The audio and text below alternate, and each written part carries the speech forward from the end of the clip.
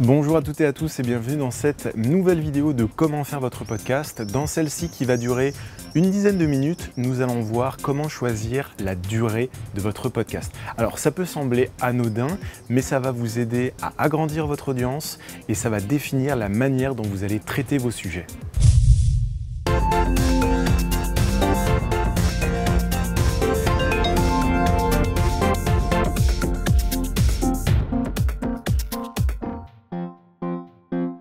Concernant la durée de votre podcast, plusieurs choix s'offrent à vous. Alors forcément, vous avez autant de choix que de minutes et de secondes qui existent. Plus le podcast va être long, plus vous allez mettre du temps à le tourner, à le monter et à l'envoyer sur Internet. Voilà, ça c'est clair. Alors n'hésitez pas, pour vos premiers podcasts ou si vous en commencez un nouveau, à commencer par un format très court, extrêmement dynamique et si vous avez envie après, par la suite, très rapidement, à l'allonger. On va définir ensemble 3 types de durée moyenne. Le premier, on va appeler ça les mini-épisodes. C'est un truc qui va durer entre 1 minute 30 et 10 minutes. C'est un format extrêmement pratique pour effectuer une annonce. On va faire ça, on va rendez-vous tel jour à telle heure, tel événement, etc.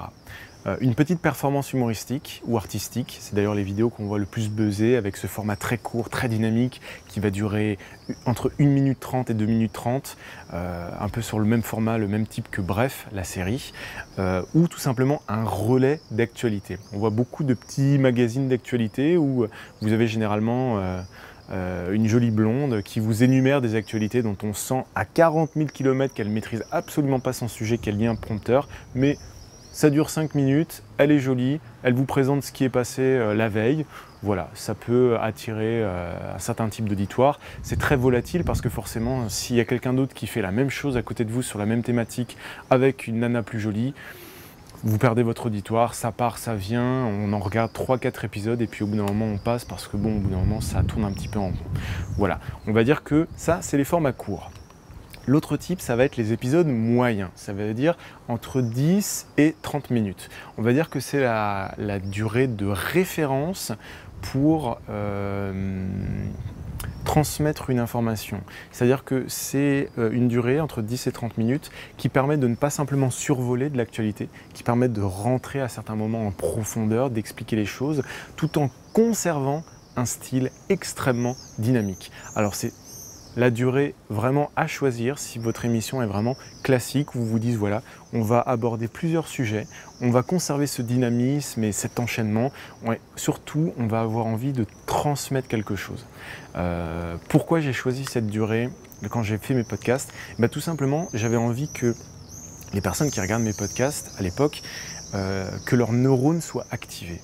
J'avais pas envie de venir me planter devant eux et leur dire « Ah bah Microsoft a fait ça, ah bah Apple a fait ça, et puis Google a fait ça, et machin a fait ça. » Voilà, et puis le podcast est terminé. J'avais vraiment envie à un moment donné que leurs neurones soient activés, qu'on puisse aller à l'intérieur de sujets, qu'on puisse simplifier des choses très compliquées, leur apporter des informations complémentaires, et que vraiment, quand les personnes regardaient le podcast, en même temps, elle s'amusait, parce que j'essayais d'y mettre beaucoup d'humour, mais le noyau, le centre, c'était vraiment les faire réfléchir, leur apporter une information qui leur permette d'avoir un avis.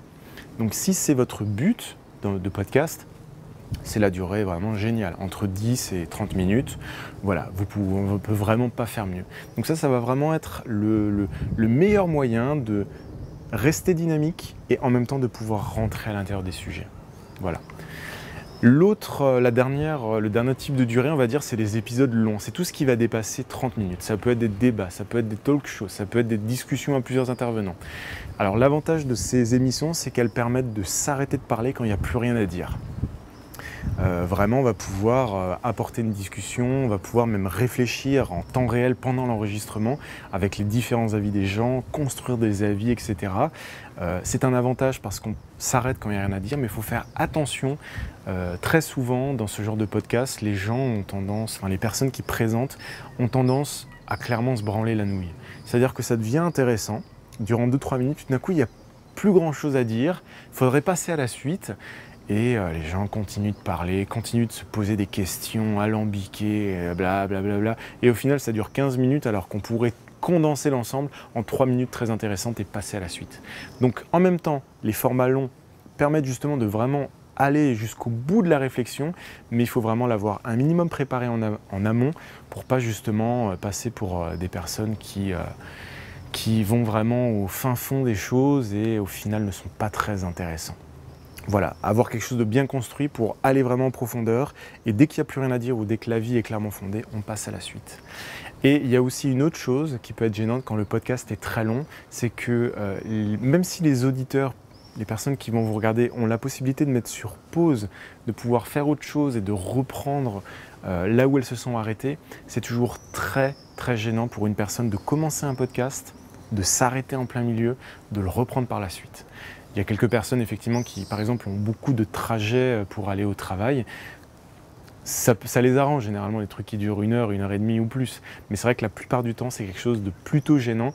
Donc il faut vraiment bien morceler, il faut vraiment que c'est un avantage pour vous de faire un truc de 45 minutes, 1 heure ou plus. Voilà.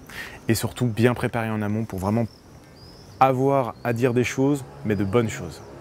Voilà pour la sélection en fait de la durée de votre podcast. Préparez-le en amont, dites-vous bien, je commence un truc, je vais commencer par une durée très courte, très dynamique pour voir si je me sens à l'aise. Et puis dès que je me sens à l'aise, je passe à la durée moyenne ou alors je reste dans le très court parce que je me suis rendu compte que j'arrivais à faire de l'humour très rapide dessus, que ça plaisait aux gens, que j'atteignais mon but par cette voie-là. Donc n'hésitez pas à bien choisir la durée de votre podcast. Pour passer à la suite, eh bien, il suffit tout simplement de cliquer sur le menu à côté de moi sur mon blog. Et dans la vidéo suivante, nous allons pouvoir voir comment choisir entre un podcast extrêmement spontané, où vous allez pouvoir dire tout et n'importe quoi, et un podcast extrêmement scénarisé, où tout est écrit. Alors, d'une certaine manière, on va voir comment trouver votre équilibre pour être en même temps très clair, très précis et mélanger tout ça avec de l'humain, des coups de gueule et de l'humour.